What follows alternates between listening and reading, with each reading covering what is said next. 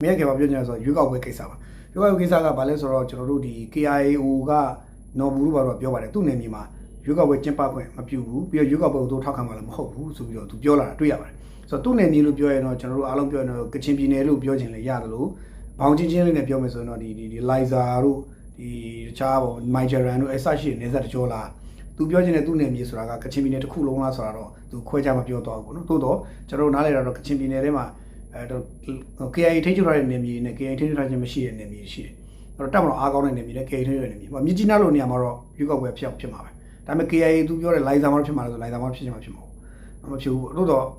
သူဘယ်နေရာကိုသူရည်ညွှန်းတယ်လဲဘယ်ဒေသတွေသူရည်ညွှန်းထားတယ်လဲ။သူတို့တိတ်ထားတဲ့ဟိုကမ်ပိုင်တီတို့ဘာလို့ထီရည်ညွှန်းနေသလား။နေသက်တွေပန်ဝါတို့ဘာလို့ရည်ညွှန်းနေသလား။အဘယ်ကိုရည်ညွှန်းနေလဲတော့မသိဘူးပေါ့နော်။ဖားကန်တို့ဘာလို့လဲရွေးကောက်ပွဲကမဖြစ်လာနိုင်တာပဲ။ဆိုတော့KIA ကတော့ဒါသူ့ရဲ့သဘောထားကိုထုတ်ပြောလာတယ်ပေါ့ပြောရင်ရွေးကောက်ပွဲသူလုံးဝမကြိုက်ဘူးလုံးဝမကန့်ကွက်တယ်ဆန့်ကျင်တယ်ပေါ့ဗျာရွေးကောက်ပွဲသူတို့လုံးဝအတိမမပြုဘူးလက်မခံဘူးသူ့နယ်မှာကျင်းပမှာမပေးဘူးဆိုတော့ပြောတယ်တစ်ချိန်တည်းမှာပဲ MNDAA ဆိုတဲ့ကိုးကန်ကလည်းသူ့နယ်မြေထဲမှာရွေးကောက်ပွဲကျင်းပတာကိုခွင့်မပြုနိုင်ဘူးဆိုပြီးပြောလာတယ်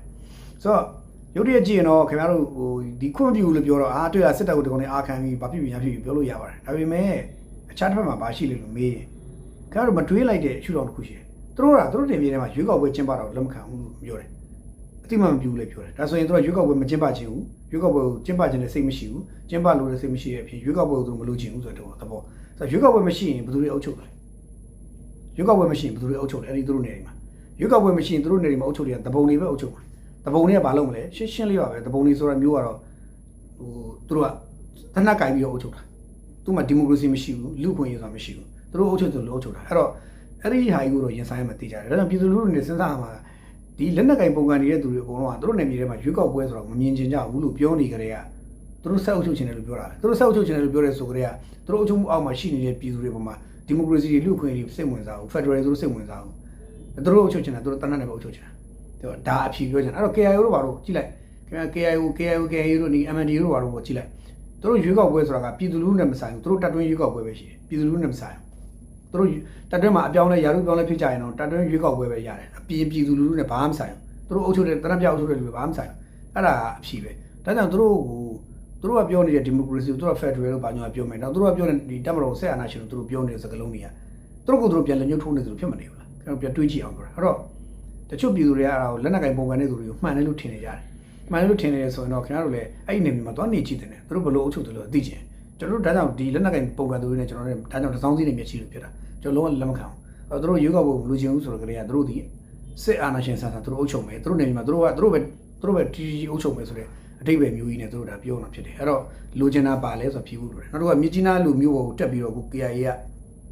ကဆက်ကြီးတောင်းတဲ့ပြည်သားတွေစဖြစ်နေပြီဖြစ်တယ်ဆက်ကြီးတောင်းတယ်မြစ်ကြီးနားမျိုးပေါ်လည်းဆက်ကြီးလိုက်တောင်းတယ်နော်မြစ်ကြီးနားမျိုးမှာရှိစားစားနေ KTV ထမင်းဆိုင်အထည်ဆိုင် cycle workshop ဆက်ချုပ်ဆိုင်ကိုရဆိုင်ပါမချန်အကုန်လုံးကို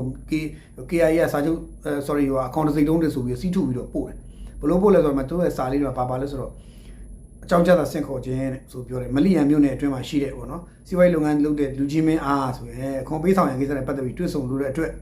နော်18ရက်12လ18ရက်ဒီနေ့ပြောတာနော်12လမနေ့9နာရီမှာအချိန်မှာသက်ဆိုင်ရာရုံးနေဆောင်ဆက်သွယ်ရုံပြတ်ကွက်လူကြီးမင်းကိုလည်းလာရောက်ဆွေးနွေးပါရန်ဆင့်ခေါ်ပါသည်မြို့နယ်ခုံအေးစရာရှိမလီယံဆိုပြီးတော့မဲဆိုဆက်သွယ်ရန်ဖုန်းတွေတော့မြန်မာဖုန်းတွေပြဆိုတော့မြကြီးနားမြို့နယ်တွေကဒီမလီယံမြို့နယ်ပေါ့နော်မြကြီးနားခဲမလီယံမြို့နယ်အဲ့လိုမျိုးတွေနော်မြကြီးနားမြို့ပေါ်တချို့နေရာတွေကတိုးတိုးလေးစားပို့ပြီးဆက်ချေးကောက်တာကြီးကြီးလုပ်တယ်ဆိုတော့ပြန်တွေးကြည့်ရင်ကျွန်တော်လည်းဆက်ချေးကောက်တယ်ပြောဆက်ချေးကောက်ပြီးဘာပြန်လုပ်ပြီးလို့ဆိုတော့မိကောဒါကြောင့်ဘိုးချုပ်စောမလုံးပြောတဲ့စကားအဲ့ဒါပဲလေဒီကောင်နေနေပြတဲ့မှာဘယ်နေရာများဘာဖြစ်သွားတာရှိလဲဆိုတော့မိကောမှာဆိုတော့ကျွန်တော်တို့ပြည်သူလူထုကဒီနေ့ချိန်ထိတချို့ຢာလေးတွေနားမလည်ကြသေးတာကိုလည်းစိတ်မကောင်းဖြစ်ရတယ်ပြည်သူတို့ကညံရင်မြင့်နေငါတို့ပြည်သူတို့ကညံရင်မြင့်နေကွာသိတယ်ကွာဆိုပေမဲ့သူတို့သိတာကသူတို့သိချင်တာကိုပဲသိပြီးတော့သူတို့သိတဲ့တာကိုကျတော့မသိဘူးဗျအဲ့ပြဿနာတက်နေတာအဲ့တော့ကျွန်တော်ပြည်သူလူထုကသိချင်တာကြီးပဲရွေးသိနေလို့မရဘူးသိတဲ့တာတွေလည်းသိဖို့လိုရတယ်လို့သိကိုသိရမယ့်အရာတွေကိုလည်းသိထားမှာပဲဖြစ်မယ်ဆိုတော့သိဖို့လိုတယ်လို့ကျွန်တော်ပြောချင်တယ်အဲ့တော